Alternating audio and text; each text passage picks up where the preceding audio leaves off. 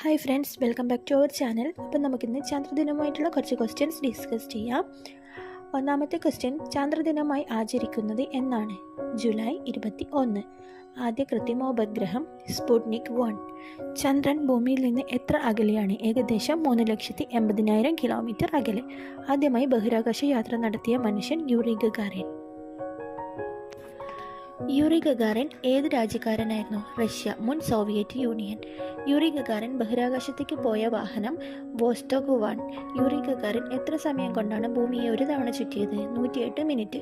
ലോകത്തിലെ ആദ്യത്തെ വനിതാ ബഹിരാകാശ സഞ്ചാരിയാണ് വാലന്റീന തെരഷ്കോവ. മനുഷ്യന്റെ ചാന്ദ്രയാത്രകൾക്ക് നേതൃത്വം നൽകിയ ബഹിരാകാശ ഏജൻസിയായിരുന്നു നാസ. ചന്ദ്രനെ ലക്ഷ്യമിട്ട് ആദ്യം സഞ്ചരിച്ച ലൂണ 1 ഏത് വർഷമാണ് യാത്ര പുറപ്പെട്ടത്? 1959. ലൂണ 1 ഏത് രാജ്യത്തിൻ്റെ സംഭാവനയായിരുന്നു? USSR. ഭൂമിയെ പ്രദക്ഷിണം ചെയ്ത ആദ്യത്തെ അപ്പോളോ വാഹനമാണ് അപ്പോളോ 4. 1967 ചന്ദ്രൻ്റെ നമുക്ക് ദൃശ്യമാവാത്ത മറുവശത്തിൻ്റെ ചിത്രം ആദ്യമായി പകർത്തിയ പേടകമായിരുന്നു ലൂണ 3. മനുഷ്യന്റെ ചാന്ദ്രയാത്ര ഭാവാത്മകമായി ചിത്രീകരിച്ച ആദ്യ പുസ്തകമാണ് ഫ്രം എർത്ത് ടു മൂൺ. ഏറ്റവും കൂടുതൽ ഉപഗ്രഹമുള്ള ഗ്രഹം വ്യാഴമാണ്. വ്യാഴത്തിൻ്റെ ഉപഗ്രഹങ്ങൾ ഗലീലിയൽ ഉപഗ്രഹങ്ങൾ എന്നറിയപ്പെടാൻ കാരണം ഗലീലിയോ ആണ് ആ ഉപഗ്രഹങ്ങളെ കണ്ടെത്തിയത്. സൂപ്പർമൂൺ എന്നാൽ എന്താണ്? ചന്ദ്രൻ ഭൂമിയോട് ഏറ്റവും അടുത്തു വരുന്ന ദിവസത്തെയാണ് സൂപ്പർമൂൺ എന്ന് പറയുന്നത്.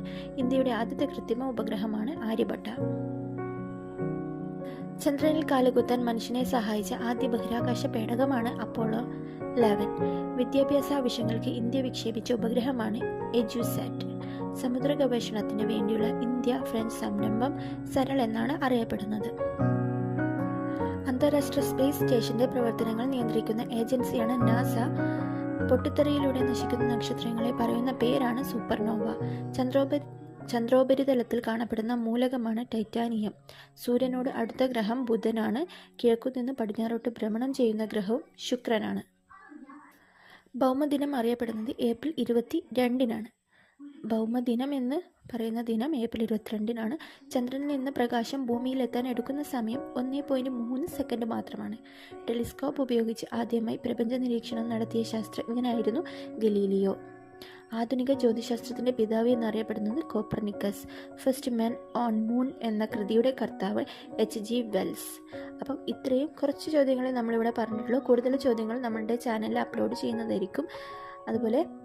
അപ്ലോഡ് ചെയ്തിട്ടുണ്ട്. അതുപോലെ തന്നെ ഇതുപോലെയുള്ള പ്രധാനപ്പെട്ട ദിവസങ്ങളിലെ ചോദ്യങ്ങളും ഉത്തരങ്ങളും ചാനൽ അപ്ലോഡ് ചെയ്യുന്നതായിരിക്കും. അപ്പോൾ സബ്സ്ക്രൈബ് ചെയ്യാത്ത